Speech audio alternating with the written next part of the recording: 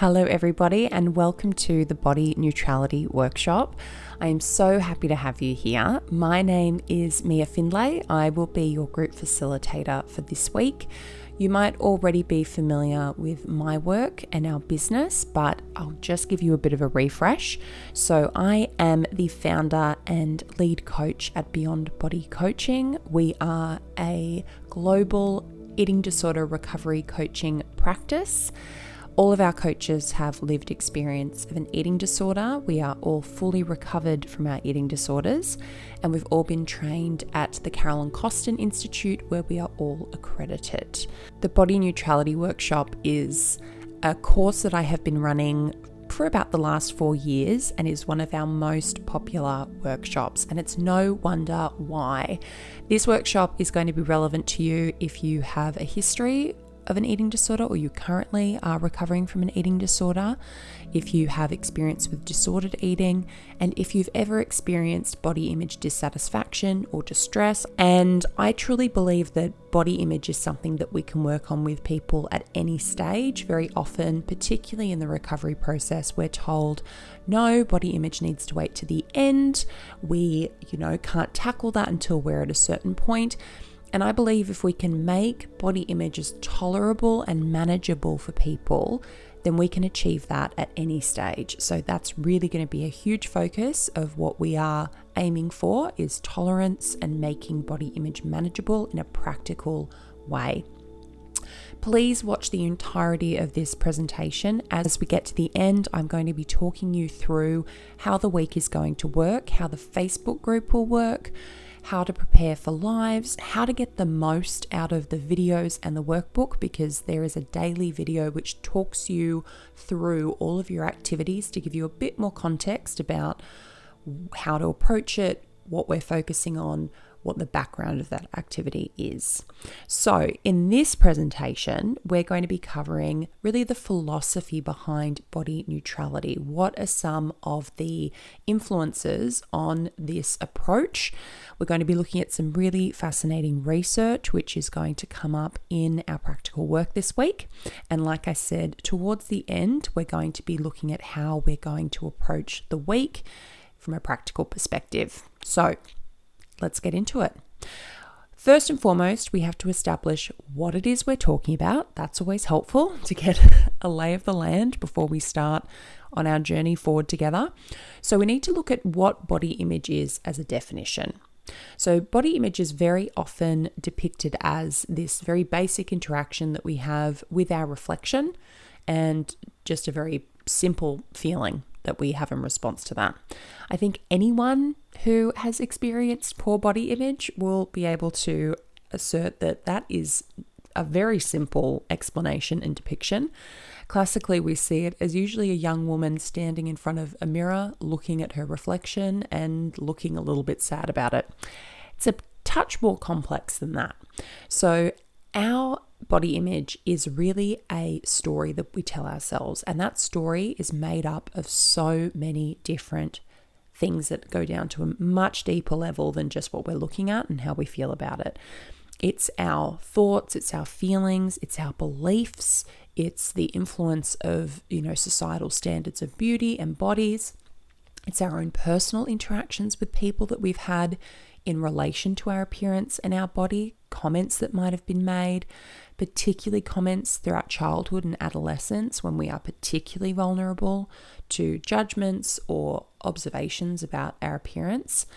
It's really not a singular thing. It is deeply, deeply complex, and that's why we need to take a very nuanced approach in how we guide people through their body image experience, and most importantly, why we need to be very gentle with ourselves with where we set our goals and our expectations of what body image is supposed to feel like, look like in the long term. It is not one stagnant thing. It's likely to change. It's likely to have a few peaks and valleys.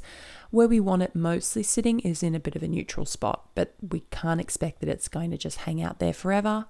Bodies change, and therefore our kindness and compassion with ourselves in terms of how we feel about that needs to be flexible as well.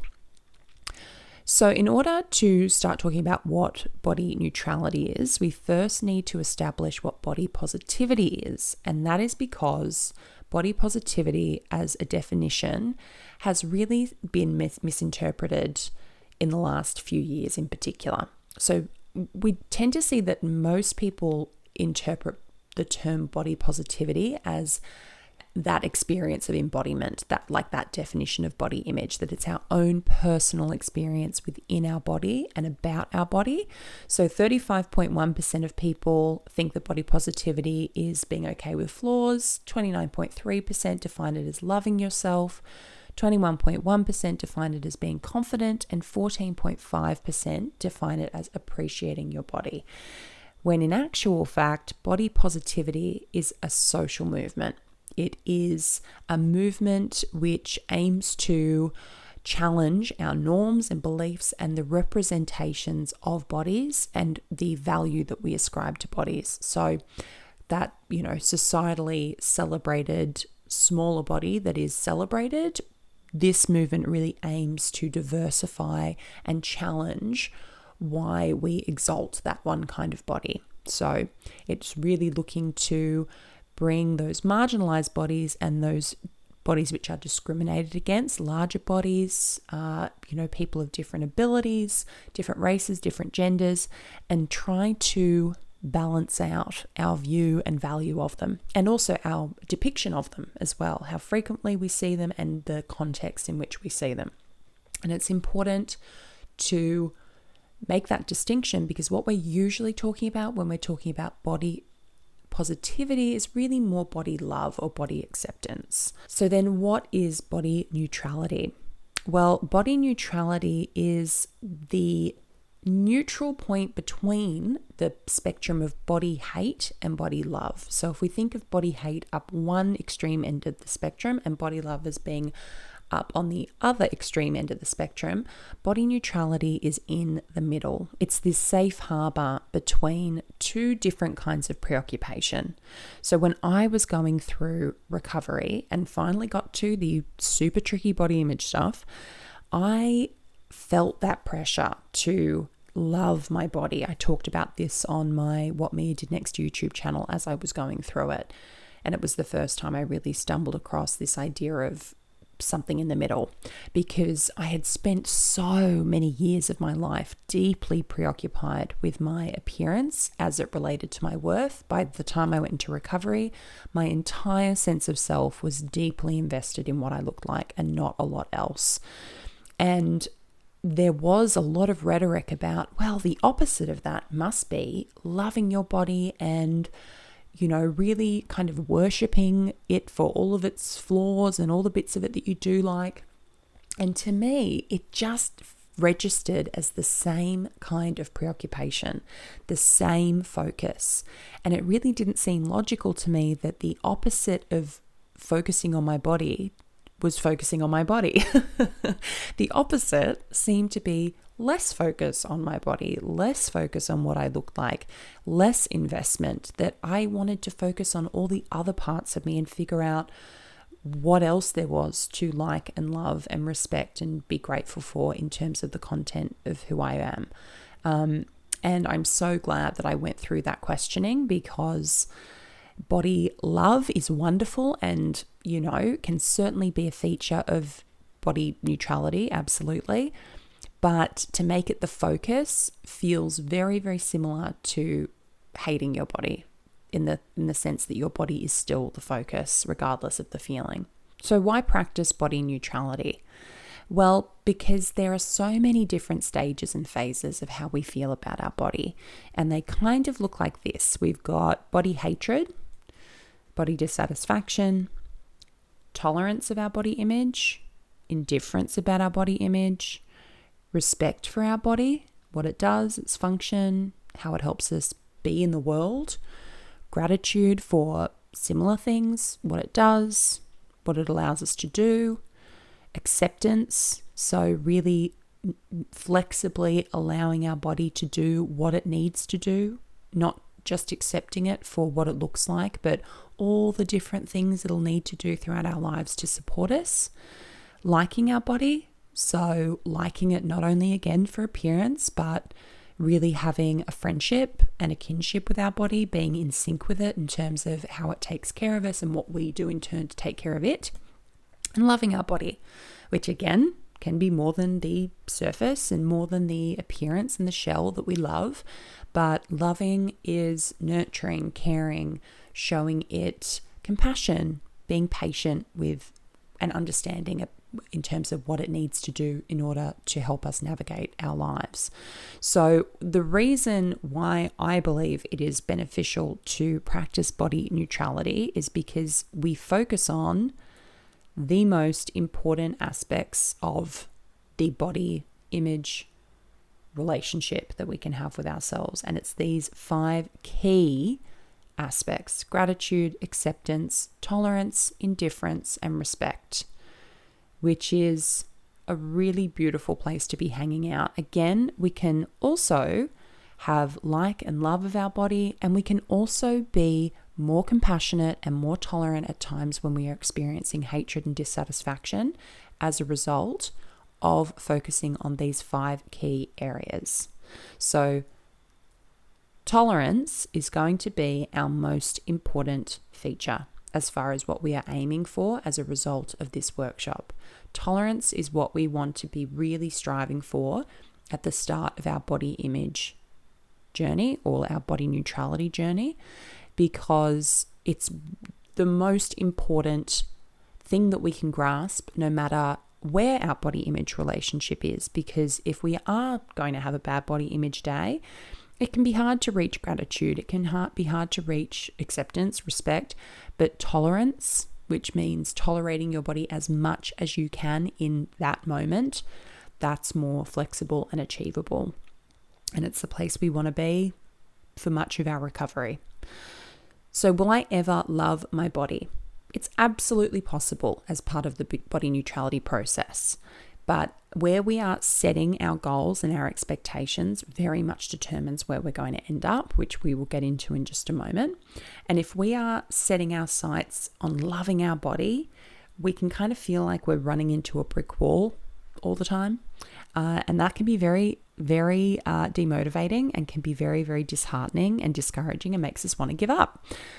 So body neutrality is a little bit like a ladder that helps you eventually climb over that wall. And yes, to be able to have experiences where you can like and love your body, but it is a byproduct. Loving your body is not the process. Body neutrality is the process, and loving your body can be one of the outcomes.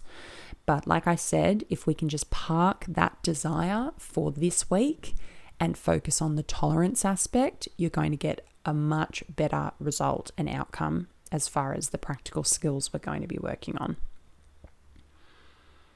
So, as I mentioned, goal setting, a very important part of your body image process. Setting our goals too high or in an unrealistic fashion is really it's a form of self-sabotage. It means that we're going to, as I mentioned, keep tripping over the hurdle. We're going to keep falling forwards, and we're going to keep ending up with scraped knees and feeling very discouraged and feeling very, very uncomfortable and feeling like none of it's possible, that even respect and tolerance, etc., are not possible because we're just aiming too high too soon. So this week, be very, very mindful of how you're talking to yourself, where your expectations really are. The amount of times I have had clients say to me as we're working through body neutrality, but Mia, when am I going to love my body? And I'm like, do you remember when we talked about tolerance and being really, really cautious with our goals? So just really check in with yourself and make sure that you are not abandoning, but just being curious and open to trying this approach that in the long term will likely get you to some of your bigger goals with body image. So, like I said, we're going to be focusing on tolerance, gratitude, and respect. That's what much of our skill set will be focused around, as well as a focus on changing our language, actively challenging how we talk to ourselves, not only about our own bodies, but other people's bodies in general, That's going to be a really important aspect. We can know and understand all this stuff, but it's in the doing that we see the change. So then we have our goals. What do they look like specifically? There's a few examples here from previous workshops. So there's to begin to tolerate and respect my body. So being at the start of that process. A good alternative goal to something like this could be to commit to start being curious and open to the concept of body neutrality. That's a really good goal on day one, is just to make the commitment to be curious and open and to be more gentle and kind to yourself in that process, right? Then to commit to taking care of my body despite how I feel about it. Big concept within body neutrality, that we always make this undercurrent of commitment that we're going to nourish ourselves, take care of ourselves regardless of how we feel about our body on that day. Kind of like we would for a loved one. Even if we were cranky at them, we wouldn't deny them food. We wouldn't force them to go and engage in movement they really didn't want to engage in. We wouldn't be knocking food out of their hand just because we were cranky with them. We'd still have a baseline of care for them, and we need to start transferring that over to ourselves. And if we can't, identifying the gap of why and addressing that. So to be aware of my thoughts and feelings about my body, great, that's that curiosity and observation piece. To challenge the body image story I am telling myself, we will certainly be getting to that in some of our reframe skills and activities we'll be working through. To find a new language to speak to and about my body with, again, that's very much within our work. And to practice mindfulness in relation to my body. Big part of that observation piece, and having that little step away from ourselves and observing how we're approaching our body image, and then making a conscious effort to change that. And then we've got the how. How do we actually do that? It seems like such a lofty, big set of intentions and goals.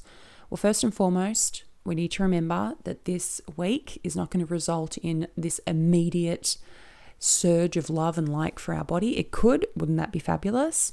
This week is really to help you establish skills and tools which can be used forever, which I hope that you will take beyond our course and our time together. This is really to get you in an intensive way, implementing them, understanding them, asking me any questions about anything you may not be clear on or anything you're getting stuck with, so that you can continue to use these skills in whatever process you are in, whether it's a body image journey, whether it's a body image journey within recovery.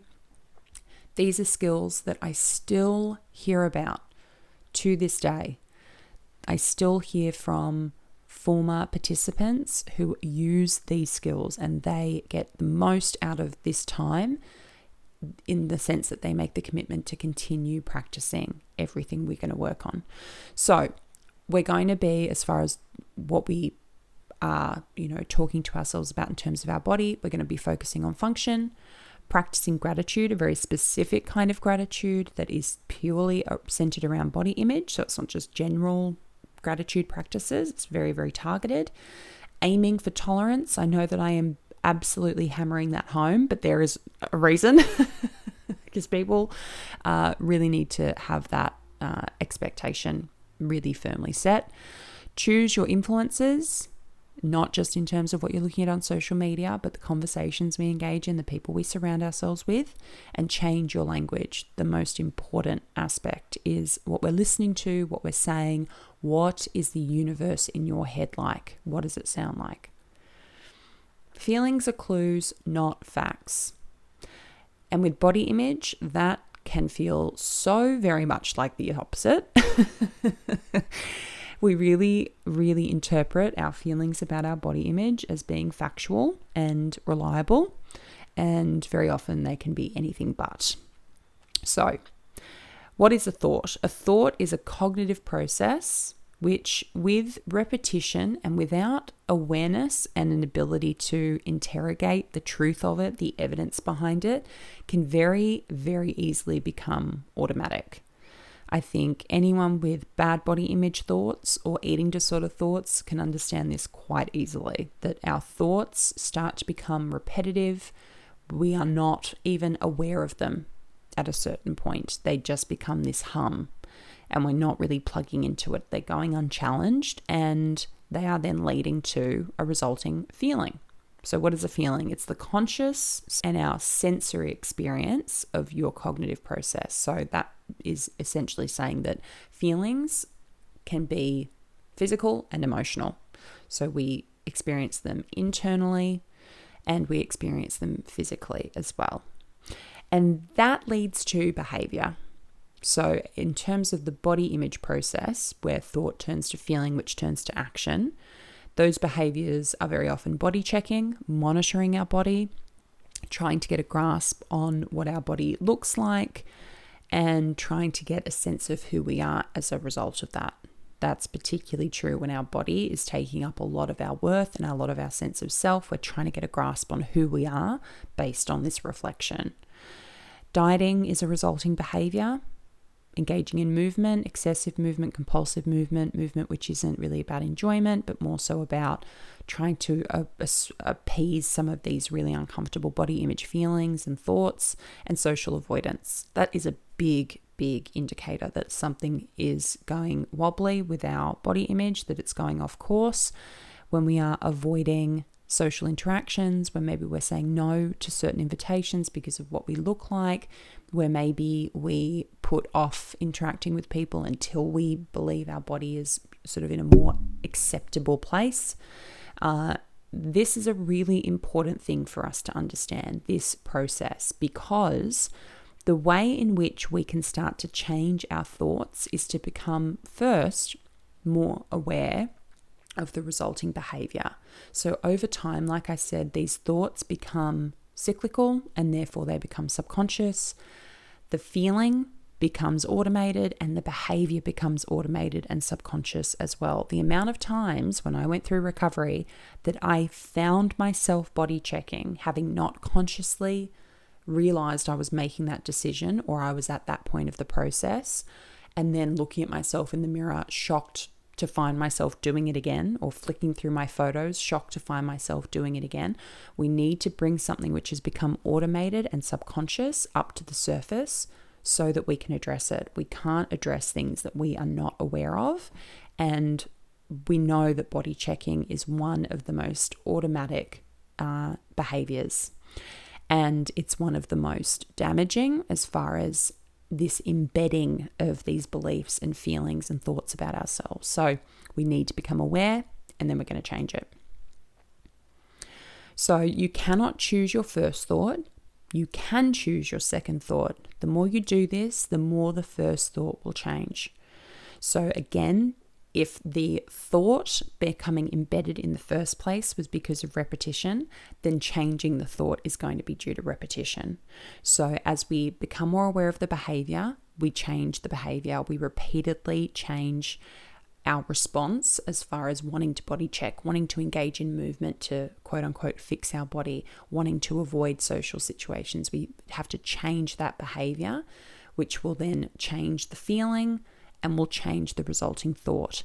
And as we become more aware of that initial thought, we are more capable of interrupting it with our second thought. Realizing the thought is a signal, it is a clue, and our second thought determines what we do with it. The first thought might be something derogatory about your body, something unkind about a certain body part. And our second thought, as opposed to, oh, I better fix that, I better do something about that, I better go and check, I better, go on a diet, I better, engage in movement, is to instead go, isn't that interesting? That's a signal, that's a clue. I need to check in with myself. How am I doing emotionally? How am I doing hormonally? How am I doing in terms of my energy levels? That is so much of what this process has taught me, that when I have a moment of disconnect with my body, I don't jump to, I need to fix it, I need to do something about this. Instead, I use it as a signal. What is really going on? Because many of us will know that despite our repeated attempts to fix our body image by changing our body, it doesn't make it any better. In fact, it makes it worse. So we've got to do something differently, and that is to get to the root of what is underneath that body image stuff, that body image distress signal. It's all the things we talked about in the definition of body image. It's our beliefs, it's our experiences, it's our emotional well-being, it's our mental hygiene, right? It is how we are actually doing in a much broader sense than just don't like body, change body. If that were the answer, it would be the answer, but it isn't. And the more we do this, the less you will need to interrupt those thoughts in the long term. The more you commit to interrupting those thoughts now and unpacking them and engaging in some of these skills, the more that first thought will change. We will not be incentivizing it to show up as much, just like we do with eating disorder thoughts. If you rewire those thoughts and interrupt them and challenge them and look at the evidence that the initial thought was wrong, and you do that over and over, that initial thought will change. Neuroscience is a beautiful thing.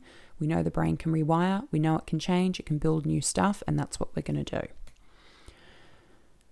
There's a few bits of research which really help us to understand how we come to just have these embedded thoughts and beliefs which feel so true, which feel just so immovable and feel absolutely factual. So there was a bit of research back in 1977, which we refer to as illusory truth.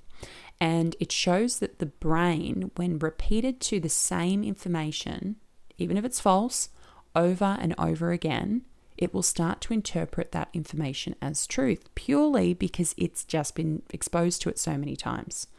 If this isn't the definition of how an eating disorder turns its propaganda into fact in our minds, I don't know what is.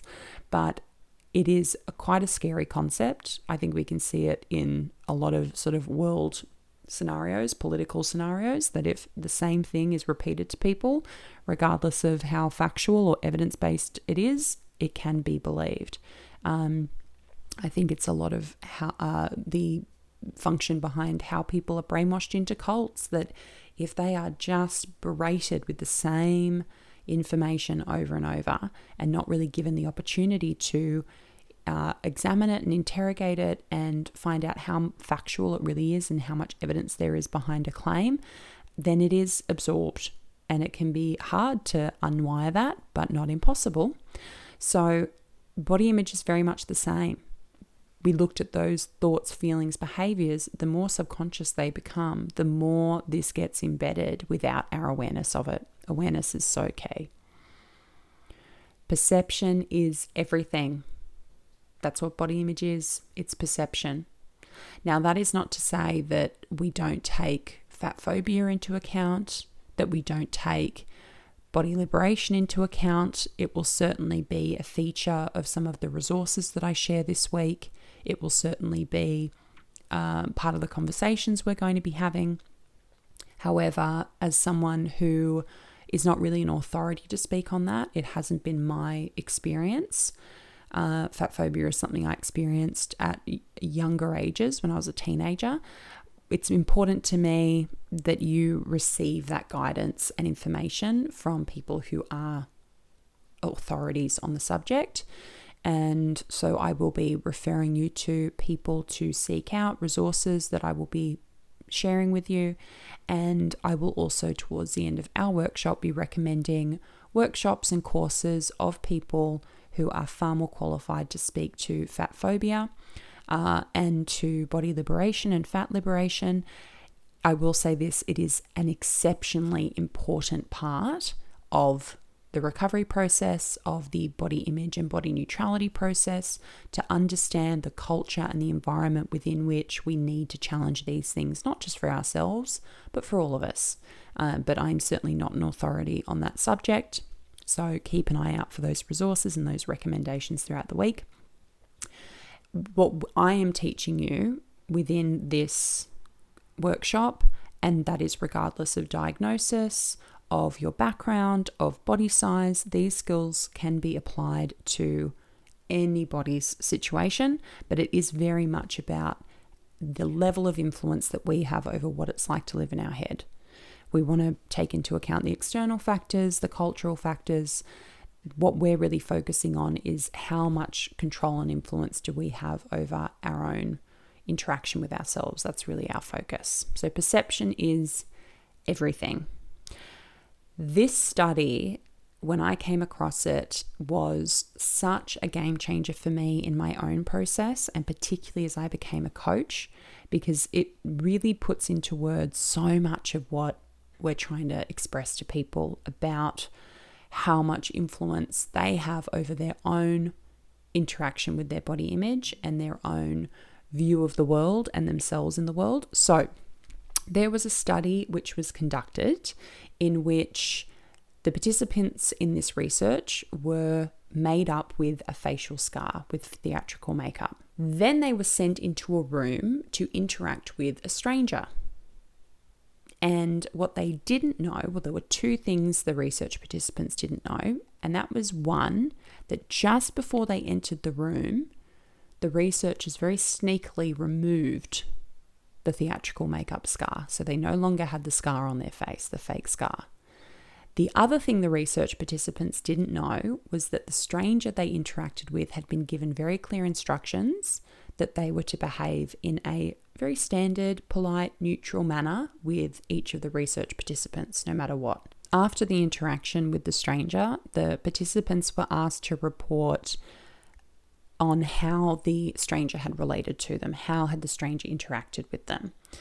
Believing they still had the scar on their face at the time of that interaction, the participants reported that the stranger was clearly uncomfortable, kept looking at the scar, was hyper-focused on the scar, which had been removed, and that they were judgmental, which is such a valuable bit of research, because what it demonstrates is that we have such a huge bearing on how we not only see ourselves, but how we see ourselves in relation to others, how we interact with others and the world as a result of our body image story, the things we're telling ourselves, the perception that we have, how we are subconsciously carrying around these experiences and these beliefs, and most importantly, how much of that story is a source of our worth and our sense of self and our value. It is so important that we are conscious of that. So from a fantastic resource called the Body Image Workbook, we have the most influential dictators of body image emotions are your own ways of judging and thinking about your looks. Many of your thought patterns may have become so automatic and habitual that you're not even conscious of them as they occur. So that's a great summary of what that bit of research tells us about, again, what this workshop is aimed at, which is showing you your level of influence, not discounting the ways of the world, our cultural beliefs, but within that paradigm, what is our level of influence? How much of the lens that we're looking through is dictating how we're talking to ourselves, feeling about ourselves, where we're placing our worth. The bodies around you versus the bodies you see. Another important aspect of this process is becoming aware of how we interpret other bodies, how we use what we are viewing in the world, the data that we're taking in from the world, and how truthful, factual, and reliable we think that is. So, what is a cognitive bias is where we start. A cognitive bias is an unconscious error in thinking, and it's also a way in which we try to make sense of the world around us. We are computers, our brains are computers. They are constantly taking in data, analyzing that data, but that doesn't mean that the data is good or the way in which we collect that data is good or helpful or productive, particularly when it comes to things like body image and the way that we take in data about bodies and then how we use that to analyze our own bodies. So we know that cognitive biases, and there's a number of them, the one that we're going to focus on is confirmation bias, but there are a number of cognitive biases, but they can, depending on the ways in which they are impacting us, can really influence how we make decisions for ourselves, how we interact with others, the judgments that we make of ourselves and others, and particularly that decision-making piece. If we go back to some of those consequences of those unvetted thoughts and feelings that we have about body image, think about the decisions we make about whether or not we're going to say yes to a party we've been invited to, or say yes to go to a friend's wedding or to on a date that we've been asked on, and saying no because of our sense of self in relation to our body image.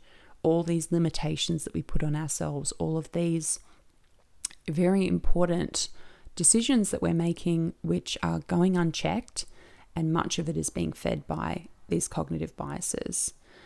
So it's possible to change our cognitive biases, again, with that all-important word awareness, having an intention to change it and to be more aware of it, and practice. Super important. It's the doing. Like I said, the doing is where change happens. We can't think our way out of these experiences.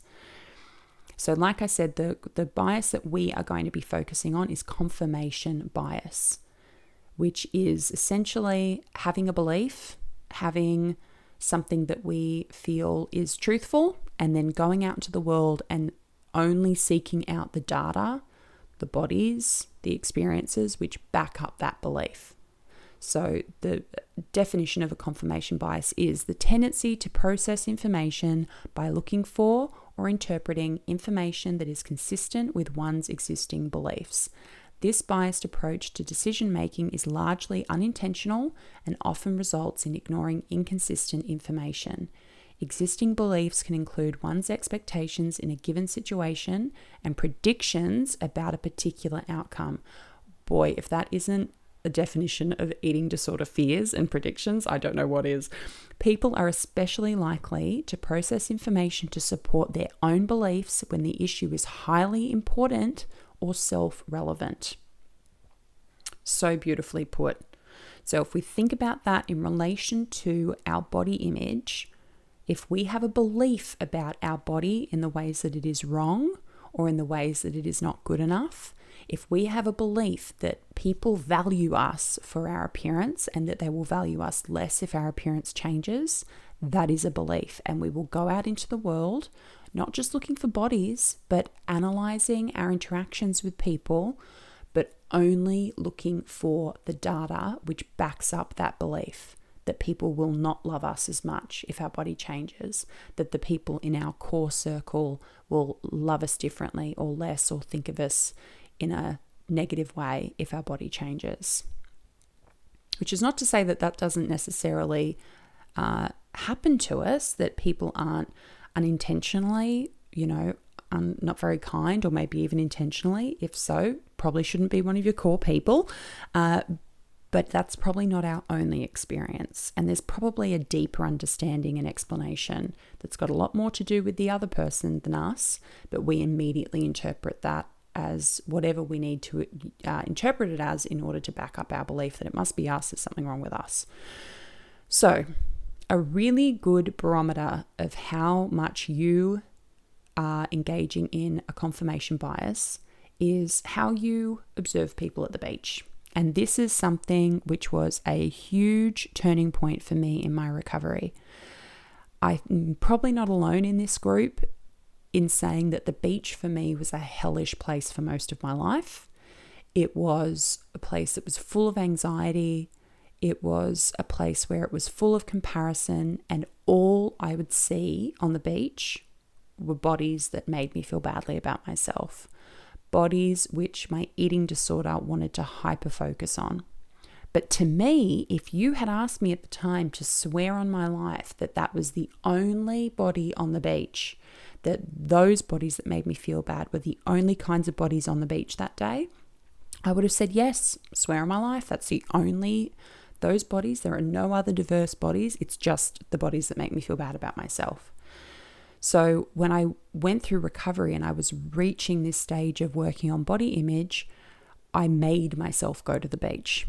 I made myself go to the beach, and in the least creepy way I could, to stare at every single body on the beach, to spend some time looking at every single person and all the ways in which they didn't just have one kind of body. But that was the only body that my eating disorder wanted to look at, because it backed up so many of its toxic beliefs, and it wanted to affirm those beliefs, because if it affirmed those beliefs, then I could continue in my rules, I could continue in my patterns and behaviors and do it in a way that felt justified, warranted, necessary. So if you find yourself doing this, and the beach is just one example, you might do this when you are out clothes shopping, you might do it at school, you might do it at your job, could do it anywhere, right? Wherever there are people, there's an opportunity to engage in this kind of behavior. So when you are out in public, do you only see bodies which are smaller than yours? Maybe you only see bodies which are larger than yours. Maybe that's how you collect information. Do you compare to bodies or individual body parts which make you feel insecure or secure about your own? Again, the hyperfocus, whether it's insecure or secure, the hyperfocus is the same, and that's what we want to address. But this is the comparison piece of body image and how we're using it. It's confirmation bias. When you have a belief that your body is bad, not good enough, worse or better than others, you will look for bodies and body parts which confirm this belief. And you will discount the diversity and variety of bodies which would level out this view. And that's why this week, I would like you to engage in a little bit of an experiment, which is wherever you are in public, whether it is the beach, the supermarket, your local park, local mall, I would like you to spend some time staring at people.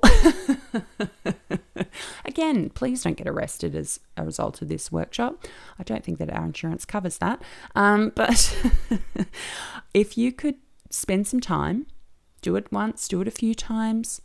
Again, this is a good one to do intentionally in a going forward sort of sense. This is something you can do without drawing too much attention to it. You can do it when you're out for lunch with girlfriends, just to make yourself look at everybody sitting in the restaurant over a bit of time, to watch people for at least 10 minutes and to force your attention to go to every single body that you see and notice all the ways in which they are different. All the different sizes, shapes, ages, colors, genders, abilities, all the ways in which the world shows us that bodies are supposed to be different, that they are not how they're funneled into social media, airbrushed, body size warped, that everyone's face tuning themselves out of their own bodies to an unrecognizable degree. And the next step is to pay attention to what these people are doing. What are the people who you are watching? What are they doing in their lives? What are the lives inside those bodies? Maybe they're having lunch with friends and laughing and, they've got their arms around each other. Maybe they're, off shopping, doing the grocery run for the week with their partner and they're holding hands and they have a sweet moment. Maybe they're arguing with each other. Maybe they've got headphones on and they're out for a stroll, just looking sort of off in their own world. Maybe they're singing in their car. Plenty of people who pass me in the car would see me singing on my own in the car. No shame. On their way to a meeting, are they, busily going about their lives? What are they actually doing? Are the happiest, most connected people only in one kind of body? Or instead, are you noticing that people in all kinds of bodies are living all kinds of wonderful lives? Whether they're doing cool stuff on their own, happily kind of, like I said, off for a stroll, looking happily off in their own world. Are they with friends laughing? Are they with their partner, having like I said, a sweet moment together? All these people just in one kind of body. The body our cognitive bias really focuses on, the one that really confirms that our bodies must be a certain way to be lovable, to be successful, to be happy, to be content, to be self-assured, to enjoy our own company. Is it really what our brain is telling us? Or do we see way more diversity? Because if I look at my life, and if I had been paying attention when I was really deep in my unhealthy body image beliefs, I would have told you that no, I, only see success and love and happiness and self-acceptance in one kind of body. which was completely discounting the people in my life, friends, colleagues, family, who absolutely are in all different kinds of bodies and doing amazing things. Our brain is just discounting the existence of these people in order to back up a belief, which is just reinforcing these things that we do to ourselves to keep our bodies small, ourselves small, our lives small. And that can change. You are what you consume. This is one of the biggest ways in which we have influence over our environment and over how our environment influences us. An important observation here. First, influence is powerful, and second, influence is subtle. You wouldn't let someone push you off course, but you might let someone nudge you off course and not even realize it. That is your quote for when you are observing how you are interacting with social media, general media, and the people around you this week. That's going to make up a big part of our observation and the work that we're going to do this week, because these are things which incrementally accrue over time. Our view of ourselves, our view of others is something which happens bit by bit by bit and can be incredibly subconscious, incredibly under the radar, and we are bringing all of this stuff up to a level of awareness where we can make a choice. Is this something which is helping or hindering me? And it's important for us to do that because, as I said, what the world actually looks like is filtered through this digital lens that we're all spending so much of our reality in. And within that reality, we are seeing bodies which are starting to become the average in our mind. Even though they're not the average, most models are smaller than 98% of women. 25 years ago, they weighed 8% less than the average woman, and today they weigh 23% less, meaning that many fall into an anorexic weight range. And because of the digital age, we have some scary stats which keep coming out of, body image surveys. 78% of 17-year-olds are unhappy with their appearance, and obviously social media is largely responsible for that level of dissatisfaction, a level of dissatisfaction we've never, ever seen before. The numbers in terms of body image dissatisfaction across so many age groups, but obviously this is a particularly vulnerable age group, incredibly high. The Fiji study is a bit of research which demonstrates just how careful we need to be with our influences. Staggering stuff. So, in 1995, television was introduced to Fiji for the very first time. And at that time, there were no known cases of eating disorders. So there was no record of eating disorders. It was not something which was common. 65 adolescent girls were followed over 3 years to see if there was any impact after the introduction of TV. The results were shocking, really shocking. So 1 month after the introduction of British and American television, 12.7% of the girls developed eating disorder symptoms. 29.2% developed eating disorder symptoms after 3 years, which goes to show that even if there were some unrecorded degree of eating disorder behaviours present, there was still an increase, a substantial increase, more than double sort of the original number after a month. Self-induced vomiting as weight control sat at 0% in 1995, and by 1998 that number reached 11.3%. Just extraordinary, which goes to show that the impact of, general media was enormous. It was huge. And that was just television. There wasn't a lot on television back in the 90s, if anyone was around then.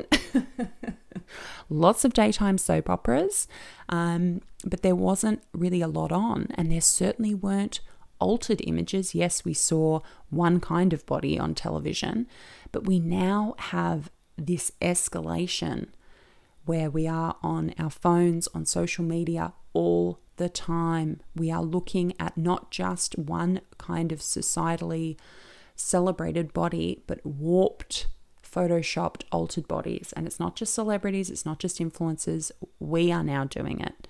Have you ever looked at your mate's Instagram and gone, you don't look like that, because I have. We are now doing it to ourselves. So if that is the impact of general media, we need to be incredibly discerning and selective and have very firm boundaries in terms of what is on our screens, what we are looking at, because our brain is a computer, as we've established, and it isn't necessarily very good at picking helpful data and doing something productive with it. So we have to be the gatekeepers. So we also know that from a piece of research from the American Psychological Institute, that body image dissatisfaction in males has really escalated from 15% to 45% in 25 years. 25% of bulimia and anorexia suffers a male, 50% of binge eating disorder suffer as a male. Body and muscle dysmorphia are also on the rise. Really, really staggering stuff across the board. So when we're looking at this week ahead, taking all of this into account, it could be helpful to come back and, watch this presentation maybe a couple of times, just to sort of get the theory behind what we're going to be doing and how that's linked. There will be videos, as I said. You'll see after this presentation, you'll see there is a video called Day 1 Activities. So that corresponds with Day 1 in your workbook. So before you dive into the workbook each day, it's a good idea to watch those activities videos to give you an explanation and guidance through the activities as you go, and to give, like I said, a bit more context as far as how that links back to our presentation and some of the theory that we've gone over today. And I will obviously be in the Facebook group providing any guidance you need, answering any questions you have, and to, just be there to bounce off with sort of my own personal experience with my body image, what I do with clients. That is very much the aim of the week, is to, as I said, really foster and nurture some of these skills to get them into a place where you can practice them in an ongoing long-term sense. So within the workbook, you'll see that there's a place to set your goals. So really reflecting back on our bit in this presentation where we talked about how to approach your goals, how to be realistic, how to be flexible and reasonable with yourself, aiming for tolerance. I'm hammering that home for a reason. It's the best place to start, is aiming for tolerance, which doesn't mean an absence of bad feelings. It means making those feelings as tolerable as possible. Share as much as you can. Use that Facebook group. That is how to get the most out of this week, is to really use that Facebook group. You'll have a chance to come and introduce yourselves and to, share your activities, your goals, what you're working on. That is really where you're going to have the most that's where you're going to get the most out of the week. Remember that the skills and tools are for long-term and repeated use. So this is we're establishing new patterns, making a commitment to try to work them into your daily practices, weekly practices, is how you're going to get the most out of it. So the things to focus on right here, let's get stuck into it. But before we do, I always like to explain this core work, this foundational work, as a house. What it takes to build a house, what it takes to build your neutral body image. And that is that neutrality is your foundation. It is the most important part of the building process, is to put something solid, reliable, and consistent underneath this beautiful thing that you're building on top of it, which is this new approach to how you relate to your body, how you take care of your body, how you have experiences as a result of laying that foundation, the life that you get to live in your body. When it is more than a body, there's a reason I called my business Beyond Body. There's a reason this workshop is called Beyond Your Body. Because yes, it is very much about changing the way in which we relate to our body. And that is to put it in its proper perspective, to be grateful for what it does for us, to use it in a way that is productive and is rewarding, and rewarding on a deeper level than just what it looks like. And then being able to have all of those wonderful offshoot benefits, moments of like and love that increase and become more frequent. Being able to embody ourselves, really be present in our body, to engage in practices which feel nourishing and nurturing and soothing. Being able to repair that relationship is a really beautiful process.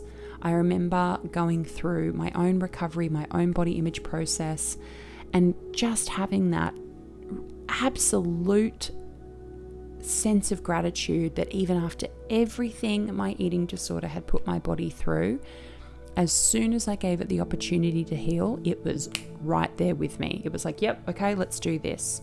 No hesitation, no, just waiting to see if this would stick. The second I gave it the opportunity to heal, it got moving. It started to heal itself. That is extraordinary. It is impressive how resilient the body is. It is impressive how resilient the mind is. It is amazing what we are capable of when we have awareness and intention, and we have a commitment to change and to put new practices in place and to stick with it. If there's anything recovery or a body image change in terms of our journey and how we approach it, if there's anything it can teach us, it is the power of the mind. And I think for that reason, as much as, these experiences can be hellish, I also believe a recovery process of any kind is an opportunity to see how powerful we are, how incredibly limitless our capacity for growth and progress and change really is, and in a way that a lot of people never get to test out. When I realized how much influence I really had over my mind, over choosing my second thought and then over time changing my first thought, I thought, why isn't everybody taught this? We can all be, slaves to our minds and slaves to our conditioning and our experiences. And that is not to say that we don't all have some, limitations and some aspects which are immovable. But my goal is to always teach people to utilize as much of the influence they have over themselves as possible.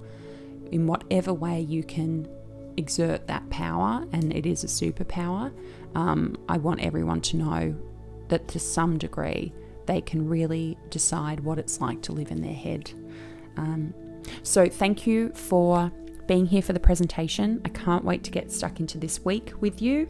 Like I said, there will be the day one activities video to watch. There will be an introduction post to come and say hello and introduce yourselves, let us know where you're from, why you've joined the workshop, what your goals are for the week, what you're grateful for. Come and share your gratitude exercise. I'll be doing the same. And let's get stuck into some amazing transformational work together.